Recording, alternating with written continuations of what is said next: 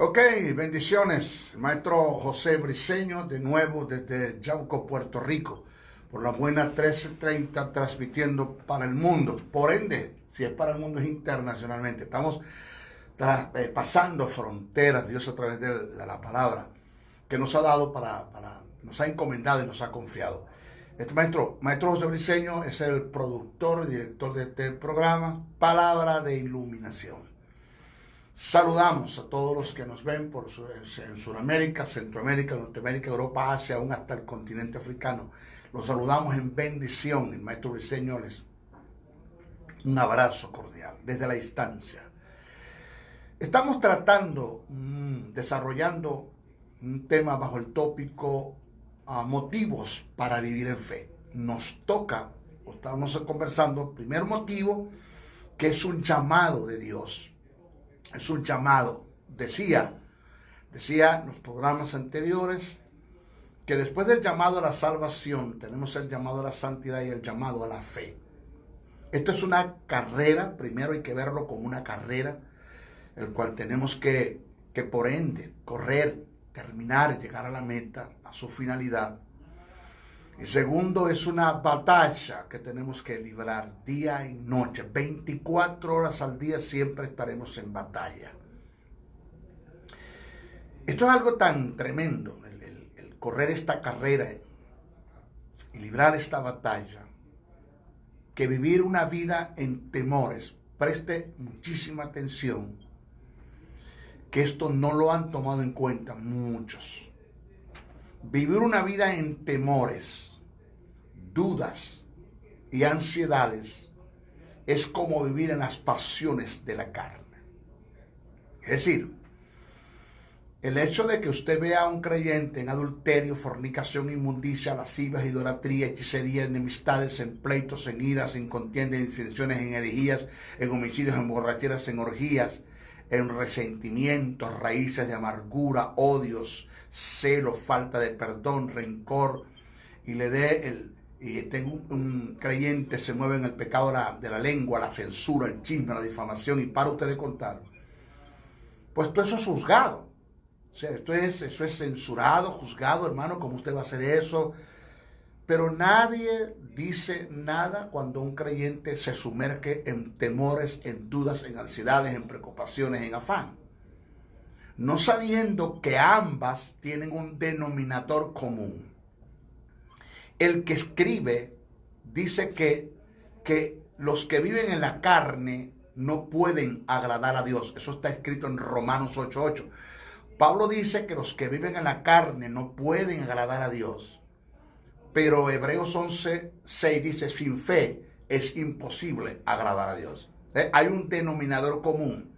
Tanto los que viven en la carne no pueden agradar a Dios, pero los que viven en dudas, en temores, en ansiedades, sin fe es imposible agradar a Dios. Repito, el carnal como el incrédulo tienen un denominador común, que ninguno de los dos pueden agradar a Dios. Es tan letal y nocivo para la vida espiritual vivir en las pasiones pecaminosas como vivir sin fe y dejarse arrastrar por los temores, por las dudas y las ansiedades. Ambos tienen consecuencias. Los dos ofenden a Dios, no agrada a Dios. El vivir en la carne te lleva a un terreno del desagrado de Dios, del desfavor de Dios. Igual el vivir en temores, en dudas y en ansiedades es lo mismo. ¿Por qué? ¿Por qué me cuido de una que está bien que se cuide? Vivir una vida en el Espíritu es lo mejor, en el fruto del Espíritu, en amor, en gozo, en paz, en paciencia, en benignidad, en bondad, en fe, en mansedumbre, en templanza, amando, entendiendo, perdonando, bendiciendo al que te maldice, orando por el que tú traes y te persigue. Eso está bien, ese es el deber ser del creyente, conocer el pensamiento de Dios y caminar ahí. Eso está bien, pero ¿por qué? ¿Por qué me cuido, que está bien que me cuide, vivir una vida en la carne? Ya lo nombré, en los deseos de la carne, en las obras de la carne. ¿Y por qué no me cuido de vivir en dudas, en temores, en dudas, en ansiedades, en preocupaciones? Fíjense, estar en el desagrado de Dios es caminar en desgracia. Fíjense esto. Estar en el desagrado de Dios es caminar en desgracia. Es estar fuera del favor de Dios. Es vivir de migajas. es caminar en la misericordia de Dios. Nosotros como hijos de Dios fuimos llamados a caminar y a gozar de la abundancia de Dios. Y eso solo es posible obtenerlo es por la fe. Segunda causa por la cual debo vivir en fe. Causa por la cual debo vivir en fe. La fe es parte de la naturaleza de Dios. Óigase esto, presta atención. La fe es parte de la naturaleza de Dios. No vivir en fe es vivir en contra de lo que Él es en contra de su naturaleza. Se lo dije al principio, nosotros tenemos que aprender a hablar el lenguaje de Dios. Dios no te va a entender una oración, ni te va a atender una oración, ni una adoración, ni nada de lo que tú expreses o hagas, digas o pienses en temores, dudas y ansiedades. ¿Por qué? Porque ese no es el lenguaje de Dios. El lenguaje de Dios es totalmente fe. Dios se mueve en fe. Entonces, la fe es parte de la naturaleza de Dios. No vivir en fe es vivir en contra de lo que Él es. La carta a los Hebreos dice que Dios hizo el universo por la palabra. Dice, y sustenta el universo por la palabra. O sea que ambos casos, el término griego que se utilizó fue rema. Rema, para referirse al término palabra, porque el término palabra en griego tiene hay tres términos con diferentes significados. Uno es logos, el otro es logión y el otro es rema. El logos es lo que está escrito, el texto sustentado, la Biblia. El logión es la voz audible de Dios, es el oráculo de Dios. Los 10 mandamientos se escribieron por una logión que Dios le dio a Moisés. Moisés escuchó y Moisés escribió. ¿Ok? Los 10 mandamientos. Eso es logión. Pero el rema es una palabra específica y determinante que viene del logos o de la logión y que deposito mi fe en esa palabra, y esa palabra cuando sale de mi boca, sea que venga de una información del logos o de la logión, y sale de mi boca, esa palabra sale sustentada de fe, y es la que el Espíritu Santo toma, porque es la espada del Espíritu, no tuya, no de nosotros, no es mía, es del Espíritu, y el Espíritu Santo toma esa palabra y ejecuta en el mundo espiritual. Ese término rema, que tiene que ver con una palabra dictaminada y sustentada en fe, fue el término que se utilizó para decir que Dios hizo el universo por una palabra y sustenta el universo por una palabra. El término que se utilizó fue rema. Quiere decir, oído, que Dios tuvo fe en una palabra que Él dijo, uno, para hacer el universo, para crear los mundos, y dos, para sustentar el mundo. Dice Hebreos 11:3. Por la fe entendemos haber sido constituidos el universo por la palabra, que es el término rema. Por la palabra, que es el término rema. O sea que Dios depositó fe en su palabra para crear los mundos, para crear el universo. Igualmente dice que Dios, en Hebreos 11:3 dice que Dios sustenta todas las cosas con la palabra, y el término palabra es rema, de su poder, que Dios sustenta todas las cosas con la palabra, o sea, con el rema, o sea, con una fe que deposita en una palabra. Y el término sustentar, presta atención a esto, el término sustentar que aparece en el pasaje, ahí en Hebreos 11, el verso 3, ese término sustentar que aparece en el pasaje del griego feron, que indica el acto de sostener como con el puño todas las cosas creadas, de forma que si las sueltas, todo se volvería a la nada, todo sería un caos.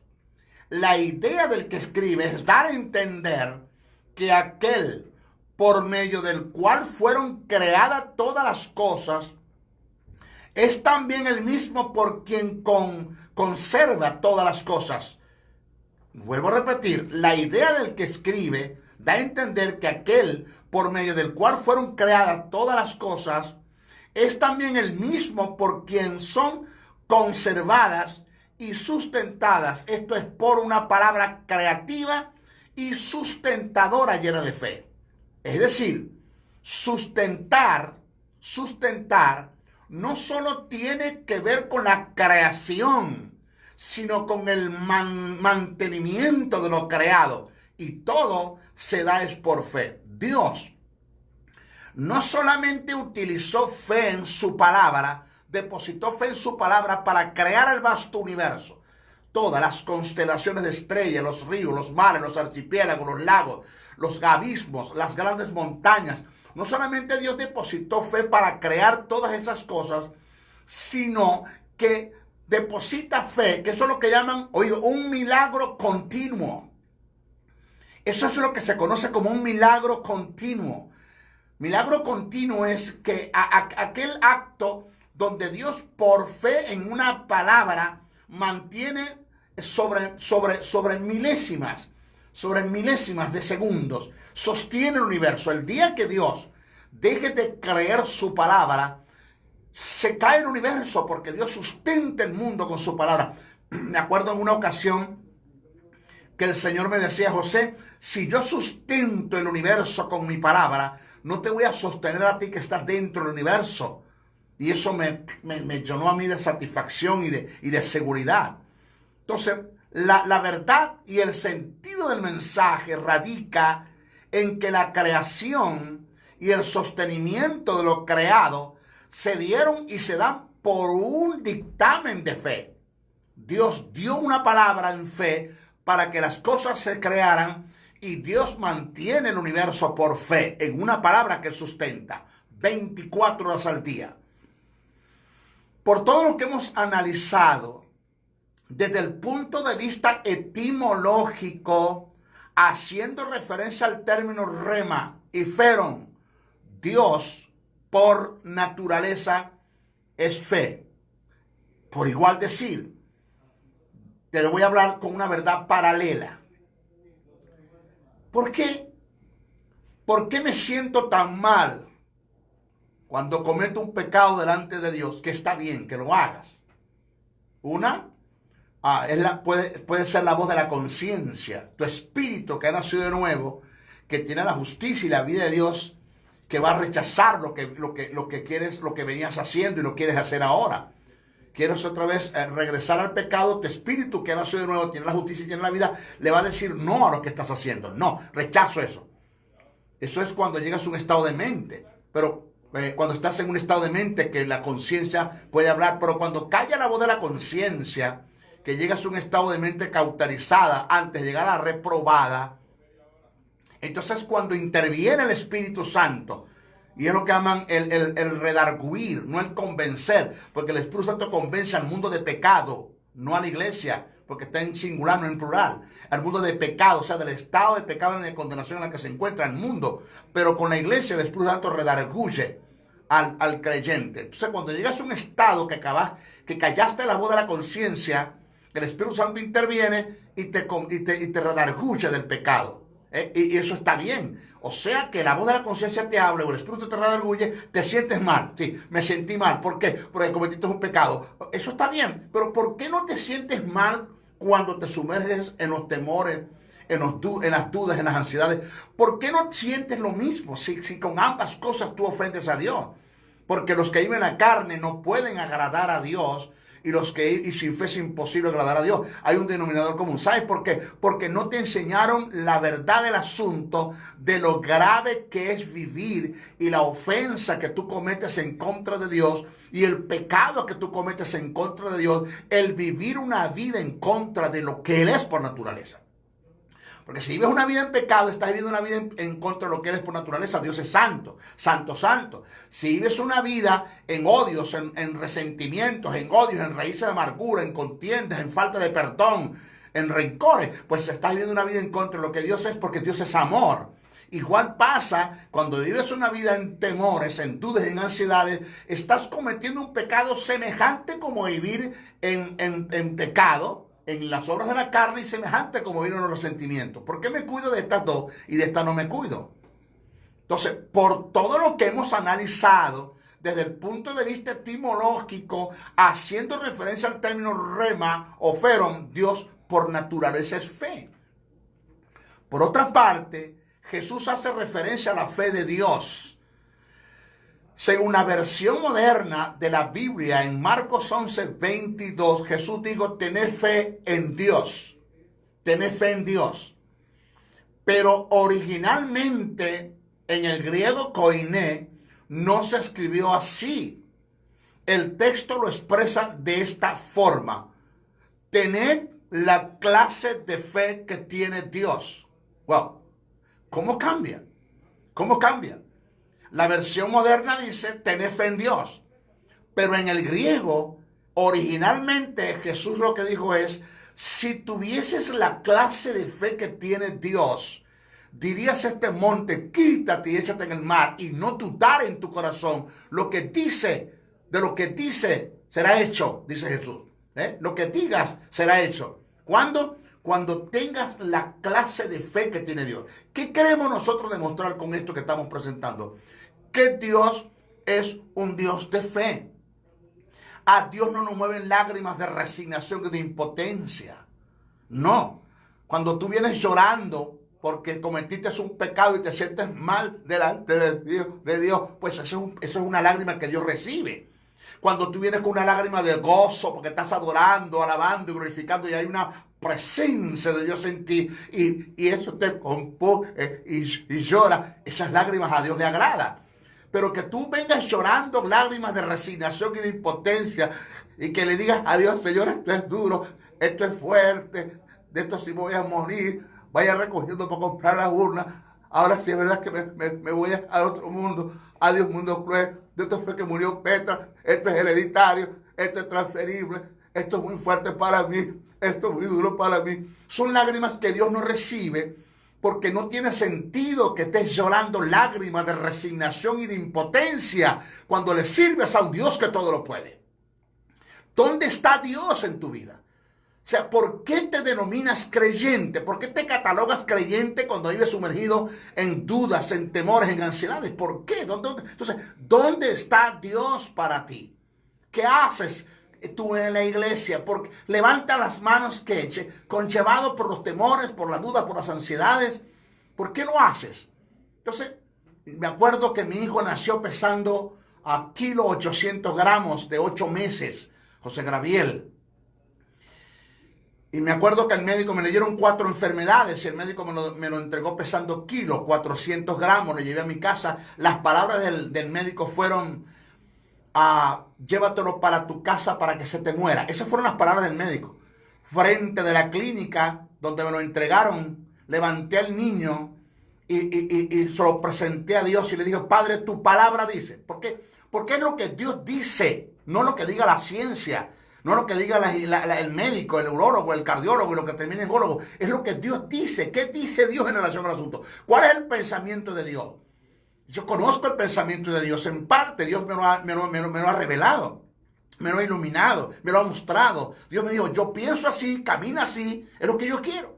Levanté al niño y dije, Señor, tu palabra dice que la herencia tuya son mis hijos. Yo te doy gracias porque mi hijo es una herencia, Señor. Yo te doy gracias, Señor, porque tu palabra dice, tu palabra, no los temores, no la duda, no la ansiedad, no lo que dice el médico, no lo que dice el abogado, el ingeniero, el urólogo, el cardiólogo. No, tu palabra. Ellos pueden decir lo que digan, Señor, es una verdad, pero es relativa, está sujeta a cambio. Hay una verdad que está sobre esa que es la verdad absoluta, que dice que por tu herida nosotros fuimos sanos. Tu palabra dice, Señor, que no habrá mujer que aborte en tu tierra, ni habrá mujer estéril. Eso lo dice tu palabra. Tu palabra dice que bendito es el fruto del vientre de nuestros esposos. Yo te doy gracias porque mi hijo es una bendición.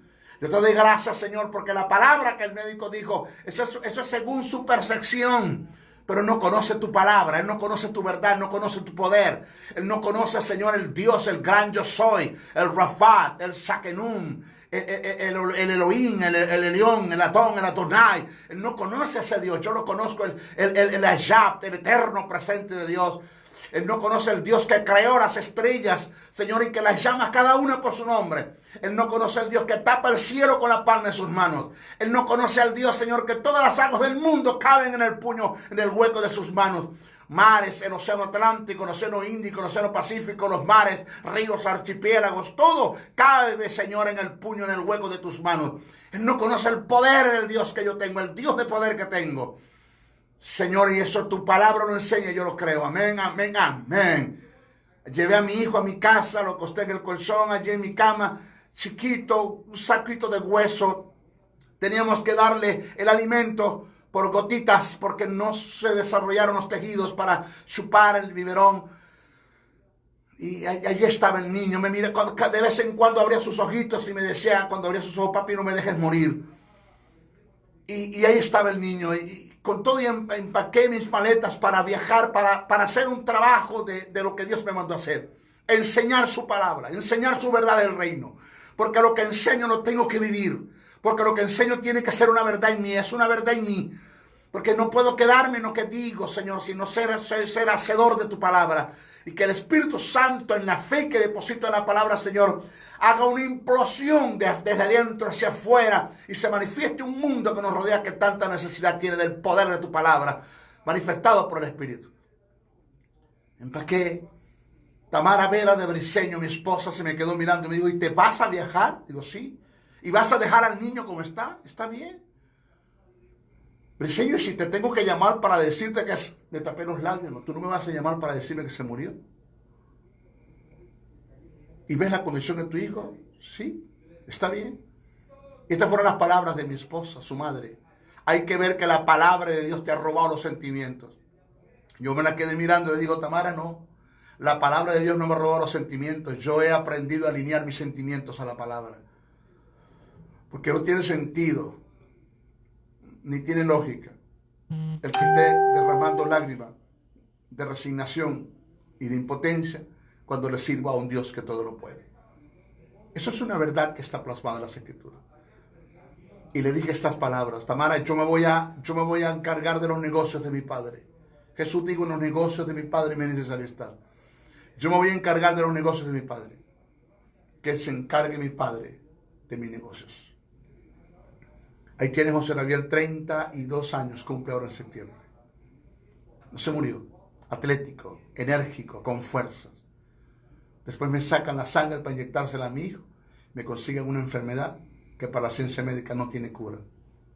Me fui en lágrimas, en llantos, en lloros, en preocupaciones, en temores. ¿A Dios pudo ocurrir? Sí. Entré en el terreno y el Señor me dijo, sal de allí.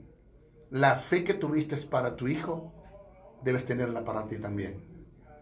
No entras en ese terreno. Porque si yo todo lo puedo, tú crees eso. Tú crees eso. Mantente allí. Y me mantuve. Ese Dios que dice la palabra que hizo el mundo por la fe y que sostiene el mundo por la fe, es el que tú le sirves. Jesús dijo, tened la clase de fe que tiene Dios. Dile a cualquiera que sea tu montaña, cualquiera, sea una enfermedad, sea un problema económico, sea problemas con tu hogar, divorcio, problemas con los hijos, dile a esa montaña por fe y ve y toma una porción de la palabra que vaya en relación, en defensa al problema por el que estás pasando y verás la gloria de Dios. Hebreos 11:3 dice, Dios hizo lo que se ve de lo que no se veía. El apóstol Pablo en la carta a los romanos alega que Dios llama a las cosas que no son como si fuesen. Si tomamos en cuenta las características y los valores de estos textos, tendremos como indicativo, sin duda alguna, que Dios por naturaleza es fe y opera en fe. Por otra parte, hay que entender que todas las demandas de Dios son hechos cumplidos en Él. Todas las demandas de Dios son hechos cumplidos en Él. Debemos ser santos porque Él es santo. De la misma manera debemos vivir en fe porque Dios es un Dios de fe. No hay cosa que desagrade más a Dios No hay cosa que desagrade más a Dios y ofenda más a Dios. Y aceptes esto. Yo voy a añadir esto y que contriste más a Dios. El hecho de que vivas dudando de Él. De que Dios te presentó una verdad verdadera. Esta es la palabra, es tu herencia, es tu legado, es tu bendición. Son hechos cumplidos en Dios. Herencia, legado, bendición que costó sangre, cruz, clavos, heridas, sufrimiento de un hombre pendiendo en una cruz 6 horas. Herencia, bendiciones y legados que tuvo un costo muy grande del Dios desprenderse de su Hijo, porque de tal manera amó Dios el mundo que ha dado su Hijo unigénito. Y que tú te dejes llevar más por las circunstancias y te llenes de temores. Más adelante, en este tópico, en este estudio, vamos a hablar acerca de lo que es el temor en contraste a la fe. Más adelante. El temor es un imán del diablo, es un cáncer espiritual. Y te dejes llevar por los temores. Y miras las escrituras, ¿qué dice Dios en relación al asunto? Pero te dejas llevar por los temores. Pero ¿qué dice Dios en relación al asunto? Lo miras. Pero los temores te embargan. Las dudas, las preocupaciones, las ansiedades, el desasosiego, la soledad. Pero ¿qué dice las escrituras? Pero te dejas llevar por los temores. Hay una lucha, una batalla que tienes que aprender a librar. Tienes que aprender a liberar. Si crees, verás mi gloria, le dijo Jesús a Marta en la tumba de Lázaro. Y tienes que aprender a librarla. Porque cuando tú miras las escrituras, pero son los temores los que te embargan, y pueden más los temores, las dudas, las ansiedades, que lo que está escrito, tú le estás diciendo a Dios, Señor, perdóname, pero no te creo. No te creo. O sea, en una forma tan descarada, tú le estás diciendo a Dios en su cara, perdóname, no te creo. No creo en los clavos, no creo en la corona, no creo en la cruz, no creo en lo que tu hijo hizo, no creo en nada de eso. Perdóname. Tú eres un mentiroso. Wow. Wow, wow. ¿Cómo? Te dice Dios, ¿cómo? Tú eres un mentiroso. Entonces no hay cosa que desagrade más a Dios que el hecho de que vives dudando de Él. No creerle a Dios es alegar que Él es un mentiroso. Y el apóstol Juan dice que de Dios no procede la mentira. Juan dice, el que no cree a Dios le ha hecho mentiroso porque no ha creído en el testimonio que Dios ha dado. Cuando te sumerges en temores, dudas, ansiedades y no te sustentas por lo que está en la palabra y te alimentas por eso, indiscutiblemente te abandonas a eso, le estás diciendo a Dios, Señor, perdóname, no te creo. Para mí tú eres un mentiroso. Es lo que dice Juan.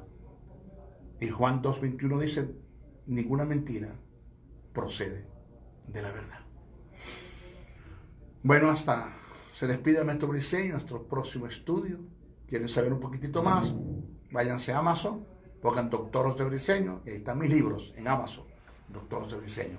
Hasta nuestro próximo programa. Bendiciones, bendiciones, bendiciones.